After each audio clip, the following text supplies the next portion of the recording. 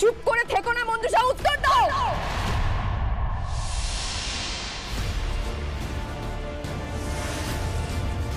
গুগলি, গুগলি,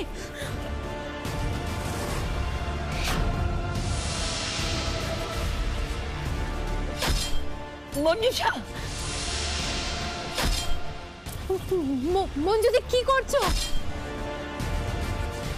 মঞ্জুষা, দিদি দাঁড়া, কি করছিস এটা? আরে কি করছিস নাকি? দে এটা, দে। কেন নিজেকে এইভাবে দিলে? এই কি হলো? দিদি চল চল, নিচে মাথা খারাপ হয়ে গেছে। কি শুয়ে দে, শুয়ে দে, শুয়ে দে। সাবধান সাবধান সাবধান, এখানে। মঞ্জুষা, মঞ্জুদি, হ্যাঁ কিন্তু তার আগে তোর সেন্সটা ফেরাতে হবে। গুগলি তুই ফার্স্ট এড বক্সে নিয়ে না। ব্লিডিংটা এক্ষুনি বন্ধ করতে হবে, নাহলে প্রবলেম হবে পরে। দিদি রক্ত বেরোচ্ছে। এই দিদি, দিদি গুগলি তাড়াতাড়ি নিয়ে আয়।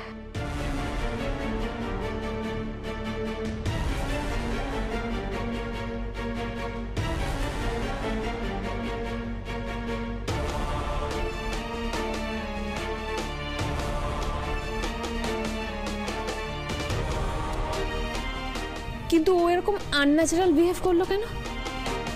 যে মেয়ে অন্যের প্রাণ নেওয়ার জন্য একেবারে ওত পেতেছিল, সে হঠাৎ নিজেকে আঘাত করলো। মানে এভাবে রক্তারক্তি কাণ্ড ঘটালো কেন? না না মিতুল, আমার মেয়েটা ওই রকমই। তোমরা ওকে ভুল বুঝছো।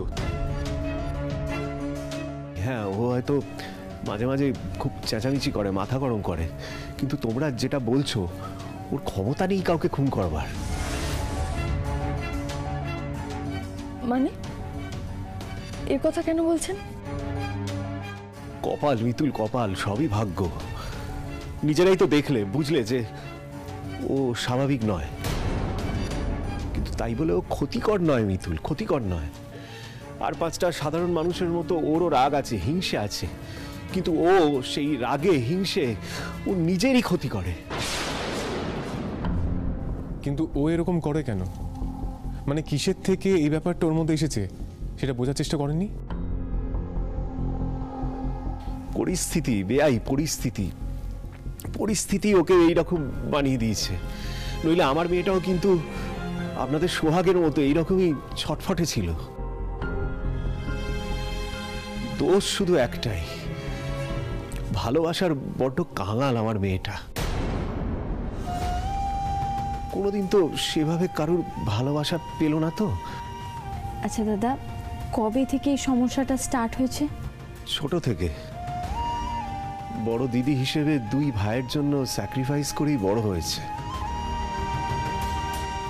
না পাওয়ার হতাশাও তার সাথে বড় হয়েছে। ভেবেছিল বিয়ের পর ভালোবাসা পাবে, সংসার পাবে, কিন্তু সেটাও হলো না। আর ততদিনে ওর মানসিক অবস্থা যে পর্যায়ে পৌঁছয় সেটা আর কন্ট্রোল করার জায়গায় ছিল না। দিনকে দিন বেড়েই চলেছে। আর সেই জন্যই গুগলি আর সঞ্চয়ের মধ্যে ভালোবাসা ও প্রথম থেকেই সহ্য করতে পারতো না। গুগলিকেও হিংসে করতো, তাই তো? না না অলকা, হিংসে না, আফসোস বলতে পারো। জানো মিতুল, ও মাঝে মাঝেই আমাকে এসে বলতো যে সোহাগকে সোহাগের বাড়ির লোকেরা কত ভালোবাসে, আদর করে, সোহাগের খেয়াল রাখে। আর আমি সংসার করতে পারিনি বলে এ বাড়ির লোকেদের আমার প্রতি এত রাগ। আমি কি এ বাড়ির লোকেদের কাঁধে বোঝা? পড়াশোনায় ভালো ছিলাম না বলে তোমার রাগ। ভাইরা পাত্তা দিত না, আমার মাথায় বুদ্ধি নেই বলে। সবার কাছেই আমি ফেল না, কেউ আমায় ভালোবাসে না গো। মেয়েটার ভেতরে এত কষ্ট জমে, বাইরে থেকে কিন্তু কেউ কিচ্ছু বুঝতে পারেনি। বুঝেছিলাম কলি, সেই জন্যই বিয়ে দিয়েছিলাম, যাতে ও নিজের মনের মানুষের সাথে ভালো থাকে। আমার জামাইও ছেলে হিসেবে খুবই ভালো ছিল। তাহলে ওর বিয়েটা টিকলো না কেন? তার মা বাবা ভালো ছিল না, আমার নাতনির উপর খুব অত্যাচার করতো। অত্যাচার করেছিল? আপনারা অভিযোগ করেননি? পুলিশে জানাননি কিছু? জামাইয়ের জন্য যায়নি। জামাই মানুষ ভালো হলেও তার নিজের শিরদাঁড়া বলতে কিছু ছিল না। না ছিল সাহস, আর কোনোদিন ও এসবের প্রতিবাদও করেনি।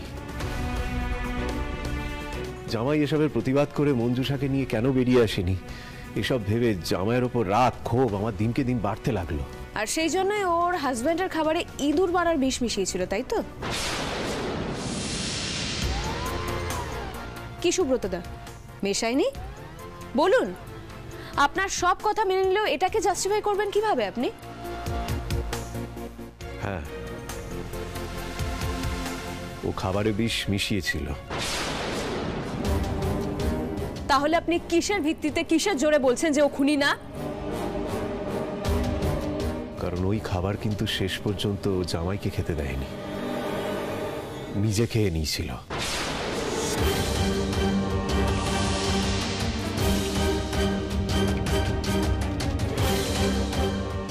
অদ্ভুত তো, নিজেই বিষ মিশিয়ে আবার নিজে সেই খাবার কেউ খায় নাকি? এটাই তো ওর মানসিক সমস্যা। অর্ক, রাগলে ওর কোনো হিতাহিত জ্ঞান থাকে না। সে রাগে যে ও নিজেরই ক্ষতি করে সেটুকু বোঝার মতো ক্ষমতা ওর নেই। কিন্তু আমি যে এতক্ষণ ধরে ওর উপরে এত অভিযোগ আনলাম, ওকে টানতে টানতে নিয়ে এলাম, বারবার খুনি খুনি বলে দোষারোপ করলাম, ও কোনো প্রতিবাদ করলো না তো। ও তো বুঝলে করবে মিতুল। মানে? ও তখন নিজের মধ্যে ছিল না। হয় ও প্রচন্ড ভয়ে গুটিয়ে যায়, আর নয়তো আক্রমণাত্মক হয়ে নিজেকেই আঘাত করে। তো আপনারা এটা চিকিৎসা করেননি? না না, ও তো চিকিৎসা চলছে। আসলে সকালের ওষুধটা দেওয়া হয়নি বলে এরকম বাড়াবাড়ি করলো। সকালে ওষুধটা দেওয়ার সময় তো তোমরা চলে এলে, ওই জন্য। আর কিন্তু এটা আপনি লুকোচ্ছিলেন কেন? প্রথমত ভয়ে ভেবেছিলাম যে সত্যিটা জানলে হয়তো তোমরা সোহাগকে ও বাড়ি থেকে নিয়ে চলে আসবে। আর দ্বিতীয়ত আমার লজ্জা স্নেহ যাই বলো, একমাত্র মেয়েকে সবাই মানসিক রোগী হিসেবে চিনুক, সেটা কোন বাবা চায় বলো তো? আমি আমি আমি আমি তোমাদের ঠকাতে চাইনি মিতুল, ঠকাতে চাইনি। শুধু নিজেরা একটু ভালো থাকতে চেয়েছিলাম, তোমাদের নিশ্চিন্ত করতে চেয়েছিলাম। এভাবে বলবেন না সুব্রতদা, আমি বুঝতে পারছি আপনার অবস্থাটা। আজকে যদি আপনার জায়গায় আমি বা ইন্দ্রবাবু কেউ থাকতাম, তাহলে আমরাও নিজের মেয়েকে বাঁচানোর জন্য এটাই করতাম। তোমাদেরকে অনেক ধন্যবাদ মিতুলে। তোমরাই প্রথম মানুষ যারা যারা এই প্রথম আমাদের ভুল না বুঝে আমাদের পরিস্থিতিটাকে বুঝলে। সবাই সবাই ওকে হিংসুটে হিংস্র ভেবে ভয় পায়, কিন্তু বাস্তবে তা নয়। ও এই ওষুধটা সময় মতো না খেলেই ভায়োলেন্ট হয়ে যায়। নিজের কি করে ক্ষতি করবে সেটা ওর মাথার মধ্যে ঘোরে। আর কিচ্ছু ওর কানে যায় না, আর কিচ্ছু ও বুঝতে চায় না। তোমাদের বিশ্বাস না হলে এই প্রেসক্রিপশন আর এই ওষুধ দেখো দেখো মিলিয়ে দেখে না। কি বলছেন সুব্রতদা? আমরা আপনাকে বিশ্বাস করব না? তাছাড়া যা হচ্ছে তা তো চোখের সামনেই দেখতে পাচ্ছি। এই ওষুধটা কেন পঞ্চাদা, এই ওষুধটা তুমি আগে দেখেছো নাকি? হ্যাঁ মিতুল দিদি, আমি এই ওষুধের পাতাটা কালকে ভাড়ার ঘরে দেখেছিলাম। ভাড়ার ঘরে? কখন পেয়েছিলে বলো তো? কখন দেখেছিলাম? রাতে। হ্যাঁ, আমার মনে হয় রাতেই দেখেছিলাম। রাতের দিকে? তাহলে আমি যখন মঞ্জুষাকে ওই ঘরের দিকে যেতে দেখছিলাম, ও কি ওষুধটা রেখে তখন আসছিল? কিন্তু মঞ্জুষা ওষুধটা রাখতে যাবেই বা কেন? অলকা, নিজের ভালো যদি ও নিজেই বুঝতো তাহলে তো হয়েই যেত। ও তো ওষুধ খেতে চায় না, খাবারের সাথে গুঁড়ো করে মিশিয়ে খাওয়াতে হয়, তাও জোর করে। নইলে ওর হাতে দিলে ও এখানে ওখানে ফেলে দিয়ে লুকিয়ে চলে আসে। তুমি বোধহয় তখনই ওকে দেখেছিলে। কিন্তু দাদা, মেডিসিনটা তো ওকে নিতে হবে, না হলে তো সমস্যা আরো বাড়বে। হ্যাঁ, সেই জন্যই তো ওর ট্রিটমেন্ট যে সাইকিয়াট্রিস্ট করেছিলেন তার কাছে গিয়ে কথা বলে অন্য ওষুধ আনতে হয়েছিল। অনেক কষ্ট পায় গো আমার মেয়েটা, অনেক কষ্ট পায়। কেউ ওকে বোঝে না, কেউ না। অভাগা মেয়ে আমার, কপালে কোনো সুখ সইল না, শুধু নিজেকে তিলে তিলে শেষ করে দিচ্ছে। ওই ডক্টরের চেম্বারে সুব্রতদা তাহলে মেয়ের জন্য ওষুধ আনতে গেছিলেন, আর আমি মানুষটার পরিস্থিতি না বুঝে তাকে উল্টো খুনি ভাবছিলাম। বাবা,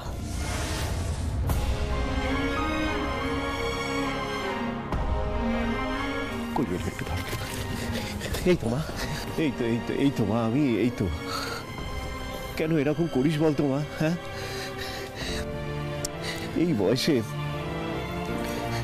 আমায় আর কতটা চিন্তার মধ্যে রাখবি বলতো তুই? হ্যাঁ, এই বয়সে আমার কি এসব দেখতে ভালো লাগে? তুই বল, কেন করিস এরকম? বাবা আমি কিছু করিনি, বিশ্বাস করো তুমি, আমি কিচ্ছু করিনি বাবা। দিদি দেখ, একই তোর মাথা ফেটেছে, এর ওপর এত কান্নাকাটি করলে আরো প্রেশার বাড়বে। আর শোন, তোর এই ভাই তোর সঙ্গে সবসময় আছে, এরপর থেকে আর কোনোদিন নিজেকে একা ভাববি না কিন্তু। আরে আমরা কি মরে গেছি নাকি? আমরা যতদিন আছি তোর কোনো চিন্তা নেই। বাবা আমি তোমাদের খুব ভালোবাসি।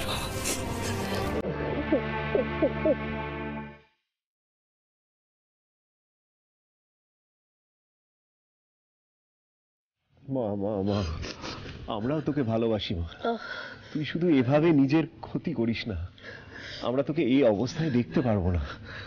চল চল, এবার ঘরে চল। আয় আয় মা, আয়, সাবধানে। চল চল, একটু হেল্প কর, চল।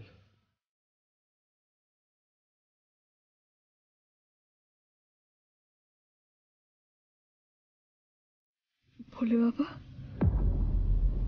আমি নিজের হাতে কোন মহাপাপ করতে যাচ্ছিলাম। নিজের মেয়ের কথা ভাবতে গিয়ে এত স্বার্থপর হয়ে গেছিলাম আমি, যে একজন অসহায় অসুস্থ মানুষকেও কাঠকড়া এনে দাঁড় করালাম। আমার বড় ভুল হয়ে গেছে ভোলে বাবা, ক্ষমা করে দাও আমায়। আমি অজান্তেই অনেক বড় ভুল করে ফেলেছি, ক্ষমা করে দাও ভোলে বাবা।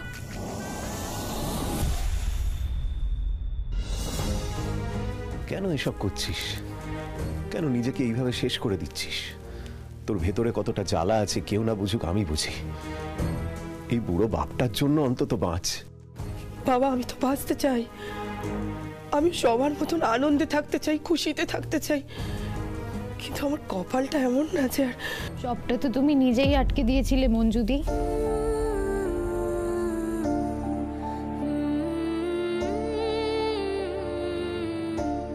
এমন একটা দেওয়াল তুলে দিয়েছিলে তুমি, কাউকে বুঝতেই দাওনি তোমার ভেতরে কি চলছে। আই এম সরি মঞ্জুদি, আমাকে ক্ষমা করে দিও। আমিও কখনো বোঝার চেষ্টা করিনি যে তোমার ভেতরে এত কষ্ট লুকিয়ে আছে। আমাকে তো একবার বলতে পারতে। বলার হলে তো নিশ্চয়ই বলতাম সোহাগ, কিন্তু আমার মতো একটা ফেলনা মেয়ের কথা কেই বা শুনবে? আর আমি শুনবো মঞ্জুদি, আমাকে কেন বলনি তুমি? ইস, কত ঝগড়া করেছি তোমার সাথে, কত রাগারাগি করেছি। মঞ্জুদি আমাকে ক্ষমা করে দাও। তুমি আমাকে ক্ষমা করে দাও সোহাগ, আমাকে ক্ষমা করে দাও। আমি না আসলে তোমাকে একদম বুঝতে পারিনি গো, আর বিশ্বাসও করতে পারিনি। জানো আমার কি মনে হতো? আমার মনে হতো যে আমি হয়তো তোমার কাছে বাড়ির সবার মতন বোঝা হয়ে গেছি। এরকম কথা একদম বলবে না মঞ্জুদি। দিদি কখনো বোঝা হয় নাকি? দিদি তো গার্জেন হয়। কান্নাকাটি অনেক হয়েছে, ব্যাস এবার কান্নাকাটি বন্ধ হোক। এখন থেকে তোমরা মিলেমিশে থাকবে। আর শোন মঞ্জু, মঞ্জু তুই এবার থেকে সোহাগকে ছোট বোনের মতো গাইড করবি, আর সোহাগ তুমি মঞ্জুকে দিদির মতো সম্মান করবে। একদম বাবা, আজ থেকে এখন থেকে আমরা সব সময় একে অন্যের পাশে থাকবো, আর কোনো রাগারাগি না। আর বাবা, আপনাকে মঞ্জুদিকে নিয়ে আর কোনো চিন্তা করতে হবে না। অত সহজে কি চিন্তা যায় মা? আসল অপরাধী এদিকে ধরা পড়ল না এখনো। মিতুল যে বলেছিল চন্দ্রানী ওকে অপরাধীর নামের আদ্যক্ষর লিখে হিন্টস দিতে চেয়েছে, কিন্তু কে সেই অপরাধী? অপরাধী খুঁজতে গিয়ে আমরা অনেক বড় ভুল করে ফেলেছিলাম। যেখানে আইন চিরকাল বলে এসেছে কোনো নির্দোষ যাতে শাস্তি না পায়, সেখানে আমরাই এত বড় ভুল করে ফেললাম। ঠাকুর, আমাদের ক্ষমা করে দিও। নিজের অজান্তেই অনেক বড় পাপ করে ফেলেছি। এরকম নিরপরাধ অভাগা মেয়ের পাশে কোথায় দাঁড়ানোর কথা, কোথায় তাকে ভালোবাসা দেওয়ার কথা, তা না করে শুধু সন্দেহ করে গেছি, ওর উপর দোষারোপ করে গেছি। ছি ছি ছি ছি ছি ছি। আর যদি মঞ্জুষা নিজেকে ক্ষতি করে কিছু করে বসতো, তাহলে আমি নিজেকে কোনোদিনও ক্ষমা করতে পারতাম না। সব আমাদের সন্দেহের দোষ হয়েছে। যত সময় যাচ্ছে আসল অপরাধী ধরা তো পড়ছেই না, বরং আমরাই বারবার অপরাধীর ট্র্যাপে পড়ে যাচ্ছি। কিন্তু মঞ্জুষা যদি আসল অপরাধী না হয়, তাহলে আসল অপরাধী কে? ম দিয়ে নাম শুরু ও বাড়িতে আর কি আছে দিদি ভাই? ম দিয়ে? যে আমার গুগলিকে মেয়ের মতো আঁকলে রাখে, সারাক্ষণ চোখে চোখে রাখে, এত ভালোবাসে, অথচ গয়নার ওপর অনেক লোভ, গয়নার জন্য সব কিছু করতে পারে।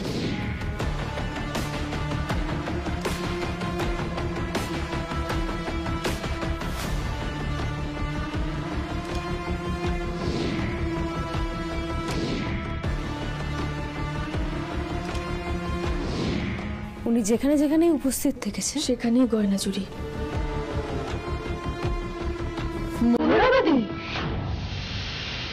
আসলে মঞ্জু হঠাৎ হঠাৎ খুব রেগে যায়। শোনো মা, ও যখন খুব রেগে যাবে তখন ওকে তুমি কিচ্ছু বোঝাতে যাবে না। ওর মাথা যখন পুরোপুরি ঠান্ডা হবে তখন বুঝিয়ে ও বুঝতে পারবে। আসলে ওর ট্রিটমেন্টটা এখনো চলছে, ও পুরোপুরি সুস্থ হয়ে ওঠেনি।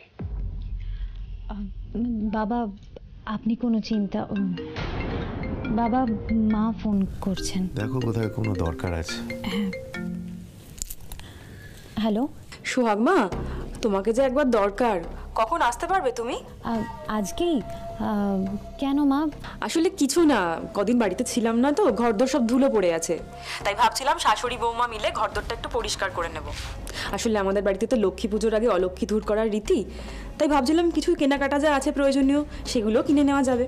ও আচ্ছা, তাহলে কখন যাব আমি, বলুন আপনি।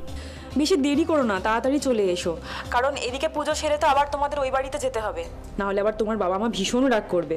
ঠিক আছে মা, আমি আসছি। আচ্ছা। সে কি, তোমায় এখনই যেতে বলছে? হ্যাঁ বাবা, ওই লক্ষ্মী পুজোর জন্য কিছু জোগাড় করার ছিল, তাই মা ডাকছেন এক্ষুনি আমাকে। বাবা আমি আসি তাহলে। হ্যাঁ, সাবধানে যেও, সাবধানে সাবধানে। ঠিক আছে।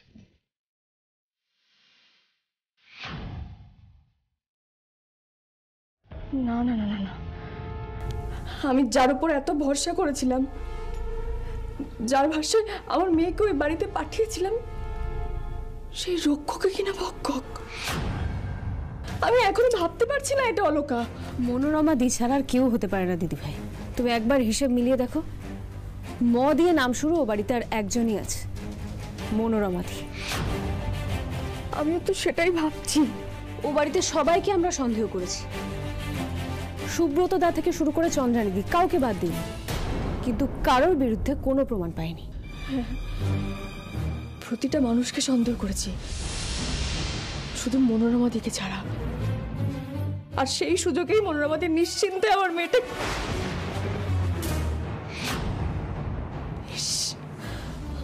আমি ভাবতেই পারছি না, আমার ভাবলেই কিরকম বুকটা ভয় কেঁপে উঠছে। ওকা আর বুক কাঁপলে চলবে না দিদি, অনেক খেলা খেলে নিয়েছে, এবারে আমাদের মুখোমুখি দাঁড়িয়ে ফিরিয়ে দেওয়ার পালা। আমি এখনো মানুষ চিনতে এতটা ভুল করি অলকা? আমি এত বড় ভুল করলাম? আমি সেই মানুষটার ভরসায় আমার মেয়েকে ওই বাড়িতে পাঠালাম, এমনকি কালকেও গুগলি মনোরমাদের সঙ্গে ওই বাড়িতে একাই ছিল। ঠাকুর, তোমার অশেষ কৃপা, আমার মেয়েটার কোনো ক্ষতি হয়ে যায়নি।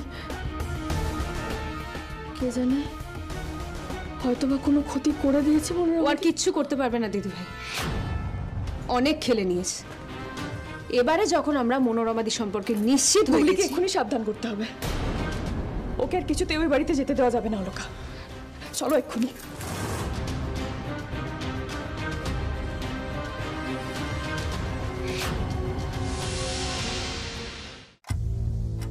সুব্রত দা, বলছি গুগলি কোথায়? ও তো এই ঘরের দিকে এলো না।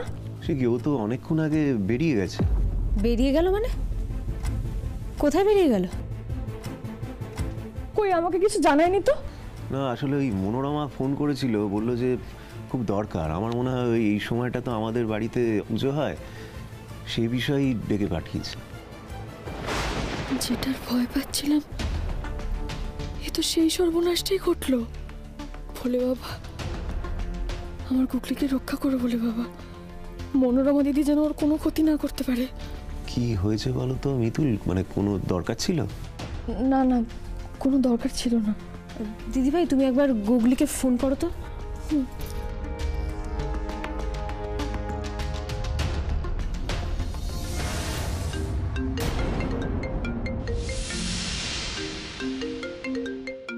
দিদিভাই, হ্যাঁ, গুগলির ফোনটা তো এখানে।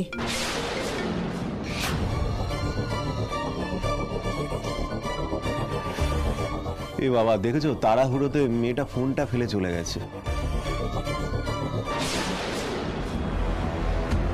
এ তো বিপদের পর বিপদ বেড়েই চলেছে। এবার কি হবে? কি হবে এবার? আমার গুগলিকে আমি কিভাবে সাবধান করব? কিভাবে বাঁচাবো আমার মেয়েটাকে?